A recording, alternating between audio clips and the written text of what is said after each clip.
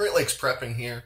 When it comes to pressure canning, it doesn't get a whole lot simpler than canning raw vegetables. And today, we're going to be canning up a good batch of asparagus. Now, asparagus is a low acid food, so of course we have to use the pressure canner for this. We can't use regular hot water bath canning. But again, it's pretty simple as far as pressure canning goes. Whether you've got a bumper crop of asparagus you've grown, or you found a great deal on fresh asparagus at the store, the process is the same and it cans up very well. So let's get right into it.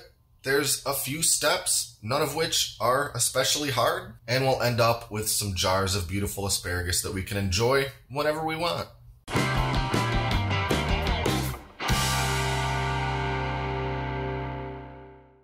Here I've got about 6 pounds of asparagus, and I hope to can all of it. And the first thing we need to do is trim every spear, because it has to fit into our quart jars. Now, when trimming asparagus, the common trick to know where the good stuff ends and the woody part starts is to hold it gently at both ends and just kind of bend, and it's going to snap just about where the woody part ends. But we may need to trim a little further than that yet to make sure they fit in our quart jars. So I'm going to use a knife and just cut all these down to 6 inches long, and that way they'll all be sure to fit into the jars. All right, I've got my asparagus all trimmed up, and now we're going to move over to the stove for a moment so we can talk about the pressure canner. All right, so here I've got my Granite Ware pressure canner on the stove, and my wide mouth quart jars are in it right now, upside down. And in the canner, I've got 3 quarts of water. And that's basically the level of water that you're supposed to use according to the instructions for this pressure canner. Now, I've got the water heating up right now for a couple of reasons. One, it's going to give the jars a quick sort of steam sanitation.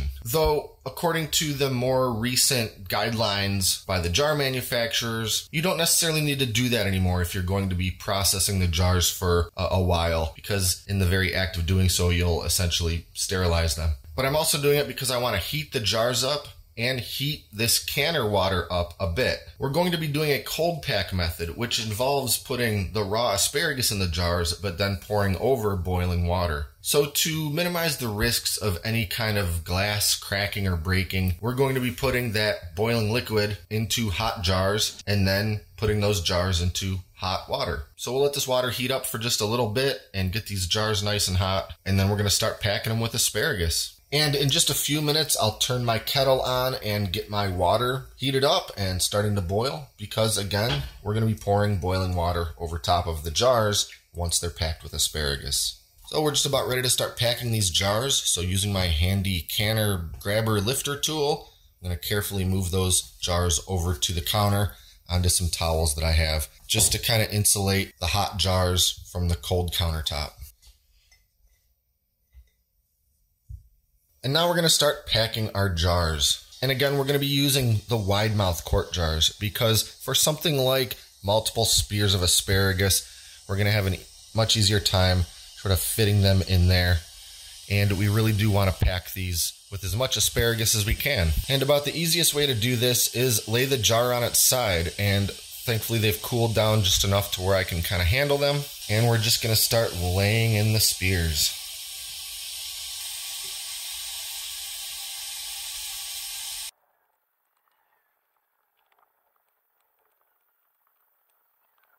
As you can see, we can fit a whole lot of asparagus into one of these quart jars. Once it's about as packed as we can get it without risking breaking any of the spears, we'll move on to the next jar. Well, I prepared 5 jars, but it turns out that I'm only going to use 3 of them. Like I said, you can cram a lot of asparagus into a single quart jar, and these couple little guys are the only ones I had left over, so I'll just eat these for dinner. Alright, the next thing we're going to do is actually an optional step, and that's to add a little bit of salt. Add up to a teaspoon of salt per jar. It's not necessary. It doesn't do anything for the preservation process, but it will add a little extra flavor when you go to eat these later on. And now we're pouring over the water that we got boiling in the kettle. I want to fill these jars almost all the way up, but again, leaving that 1 inch of headspace at the top. And just a couple more steps before we're ready to get these into the canner. First, we have to wipe the rims using a damp paper towel. We're just trying to get any asparagus residue or maybe grains of salt that could obstruct the seal between the lid and the glass. Any kind of obstruction could lead to a failed seal. Next, we'll use the little headspace measuring / debubbling tool and check our headspace for the liquid. We want that 1 inch, and I'm not really concerned if there's a little bit of asparagus kind of poking up above the level of the water. That's not really going to be a problem, but I really want to make sure that that liquid is right at about the 1 inch headspace mark, and I think I'm doing pretty good on all of these. And the next step is debubbling. And for most things that I can, I would use the debubbling tool and sort of work it around the inside walls of the jars to dislodge maybe stubborn air bubbles or anything like that. And that's more of a concern when you have something viscous like pasta sauce or salsa or something. With solids floating in liquids, it's not going to be that big of a problem, and I can't really get that tool in there anyway. So instead, I'll just grab the jars with my little lifter tool and give them a couple of gentle thunks on the counter, which ought to dislodge any bubbles that could be trapped down in there. And now we're ready for our lids and rings. And a quick note about lids. Much like the sanitizing of the jars before using them, there was long held guidance that said that you should boil your lids before using them. But in more modern times, they actually recommend against doing that. Boiling them beforehand could maybe even cause some damage to the rubber ring. They say you can simmer them if you want, or not really. Some people think simmering it or boiling it helps soften up that rubber a little bit to help it kind of create a better seal on the jar. And I get pretty stuck in my old ways and still simmered my lids for the longest time, but lately I've been trying it out without simmering them at all. As far as sterilizing them goes, processing in a pressure canner is going to take care of all that. So I'm just going to stick those lids right on there, followed by the metal rings. And we just want to screw these down finger tight. No need to crank them with all your force.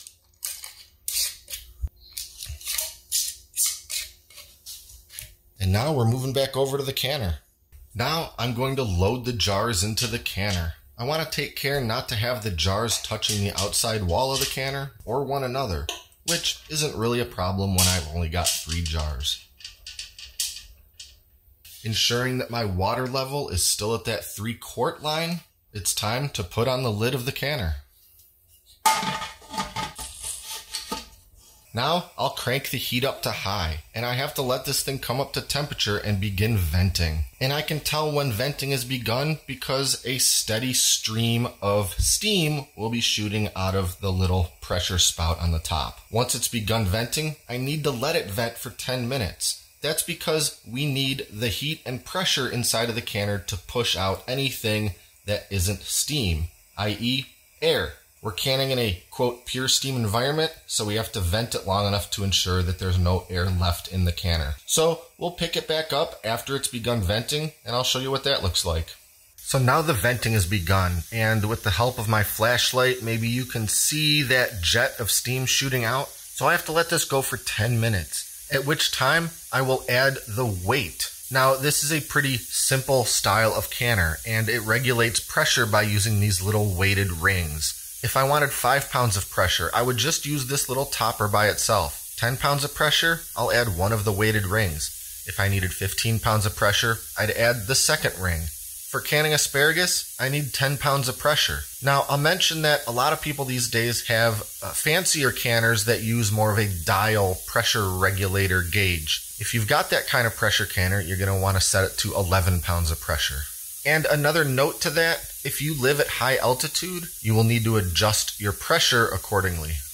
And by the way, I'll go ahead and use a pair of tongs to put that topper in place because of course there is a jet of screaming hot steam coming right out of that thing.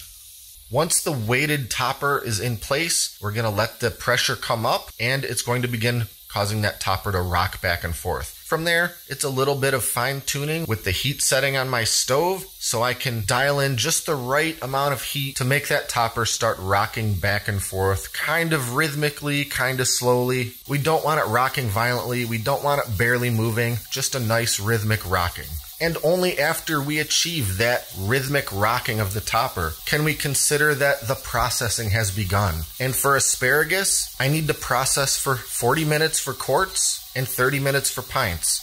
Of course, we have quarts, so we're going 40 minutes. So we'll jump ahead a little bit to when the processing is finished, and we'll move on to the next step.